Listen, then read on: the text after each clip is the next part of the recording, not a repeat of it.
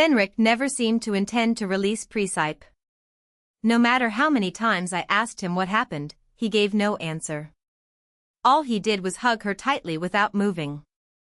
She was going to talk. To be honest with everything.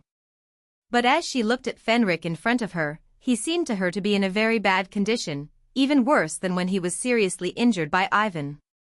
So she was overcome with anxiety first, and remained in his arms for a long time before she had the courage to open her lips cautiously. "Duke, if you stay like this you'll catch a cold. You'd better get some rest. Let's talk later, okay? Please." At the word please, Fenric finally raised his head, after being completely still, and looked at her with eyes that held something of sadness. "Your clothes are all wet.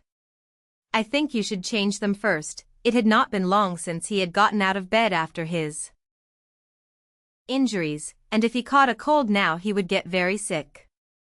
In a hurry, she sat next to him and started unbuttoning his shirt one by one. But when she opened two of them, revealing his bandaged chest, she suddenly stopped. "You had better do the rest yourself, Duke." Although she had seen him shirtless before while treating his wounds, removing his clothes herself like this made her feel embarrassed. Maybe I'd better call for Hannah, I thought, because she could bring new clothes too. But before she could take more than a few steps, she stopped in her tracks. That's because Fenric grabbed her wrist. When she turned around, she saw Fenric carelessly removing his wet shirt and bandages. "Stay here, Duke. I want you by my side. Don't go anywhere." It was strange. Why did his deep, husky voice sound like he was pleading? Why did his red eyes look so sad when he looked at her? Please. He was afraid. Afraid that it would not be a temporary separation, but an eternal separation. Afraid that Presipe will discover that the demon king she is searching for is Vidar, she turns her back and leaves him forever. "But Duke, I think it would be best if you rested for a while, then let me rest." "What? Having you by my side is the only way I can truly relax. Aren't you willing?" Even as he said it, Fenric was inwardly mocking himself.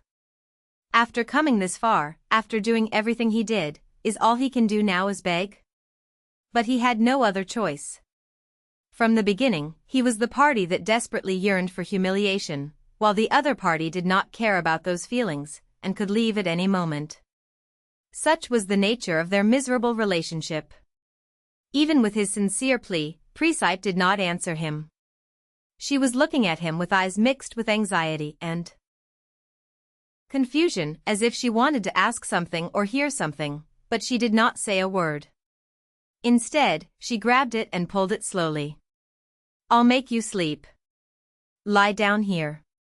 Fenric looked very disturbed, like a child afraid that his parents would abandon him at any moment.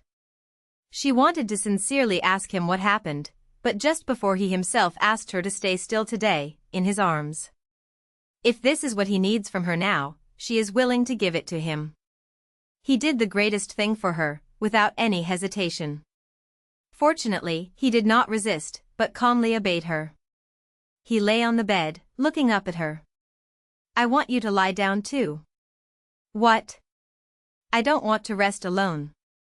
This is not what I want." She had slept next to him before, whether on their way to the Forbidden Forest or in Vanessa's village. Just as it was not strange to see his body, it was not entirely new. But this time she hesitated. Maybe because she started to acknowledge her feelings, and decided not to ignore them anymore. As for Fenric, whether he realized it or not, he looked up at her and said in a serious voice, "I won't misbehave with you, Presepe. I promise, with my life." It wasn't for that reason originally. Then they exchanged looks. A heavy silence fell between the two. They stared at each other, but neither of them found the words easily. "I've never been blamed before." Not long after, it was Fenric who broke the silence first. "But I find myself blaming these days." "Blame what?" "Things like the governor. Things like a ruler?" Fenric smiled faintly. He had never believed in anything like a ruler. From the beginning, a life of displacement from street to street meant that placing meaning in such beings only brought misery. Moreover, he now knew that this whole world was just an illusion. Even if there is a ruler in a fake world like this, what is the meaning? But I wish I was a more valuable person. Nevertheless, the blame was rising within him repeatedly. Because if this world is an illusion, then someone must have created this illusion. In this world, you are nothing but a being too contemptible to be given even a role. If that were the case, the person who could have been associated with Presepe was not you. There was only one from the beginning. Everything would have been different. As with the other male characters, I would meet you as it was written, and you would love me as it was written. It will be optional. Without living in fear of abandoning you. Maybe my goal was never to leave this world in the first place. Duke Fenric, but I prefer it as it is now. But Presepe shook her head and replied. Becoming someone special to me, Duke, is precisely why. How could someone who broke even certain disobeyable values in order to get close to me not be special? I was different from everyone. And I never hated you. And I never hated being with you like this. I never felt uncomfortable, on the contrary. I like that. I love you, Duke Fenric. She didn't intend to say it like that. But once the truth came out, she couldn't stop. I tried to deliberately ignore my feelings, I tried to ignore them, but I couldn't. I thought that telling the truth like this might bring you a bad outcome, however, I wanted to stay with you. Fenric, with a slightly hoarse voice, cut her off as if he didn't want to hear any more. Do you really love me? However, he wanted to ask. Maybe he wanted confirmation. Even if she had a secret to hide from me, and even if she intended to leave me and go. At least I wanted to know if that feeling was real. Even though I knew it was meaningless. Yes. I really love you. Honestly. Whatever happens next. Fenric didn't say anything.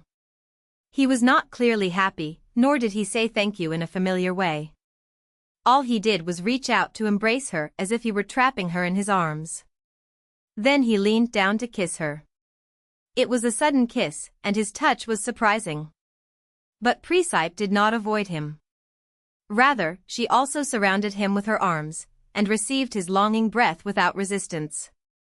Now, said Fenric, after pulling his lips from hers, resting his chin on her head and closing his eyes tightly, that's enough for me. I just wanted to hear those words. At least today. He didn't want to hear any more of her honest story. Only words that she truly loves him. He wanted to hold her hand, touch her, hug her, kiss her. He had imagined it before. He thought that when that day came, he would be so happy that he wouldn't know what to do with himself. But when he kissed Presepe, Fenric thought, I wish I could die like this now. Then, whether you are out of my reach, whether you are by my side now, or even on that day when you go away and leave me, I will not have to live like a ghost chasing you in vain. Is it possible that you love me more than you love the place you want to return to? If you loved me even half as much as I love you, it would be possible. And if I could prevent you from leaving and leaving this world. But, even if you stay by my side, will you smile at me? She was in his arms, but the one who was madly rushing towards her was Fenric. His deep insecurities were so evident that he moved on to her, and she patted his broad back several times, stroking him tenderly as if telling him that everything would be okay. But Presepe didn't know at the time. That Fenric was able to approach her at this moment was not just an accidental glitch. Nor what exactly he did to gain access to her. But it didn't take long before she knew. On a dark night, the abandoned West Tower was dead silent. Even when Presipe was staying there, before she left, the atmosphere in the tower was still very desolate, and ominously cold. But Vidar was there. Alone. The round moonbeams reflected in Vidar's blue eyes, lighting up with an eerie coldness as he stared into the empty room.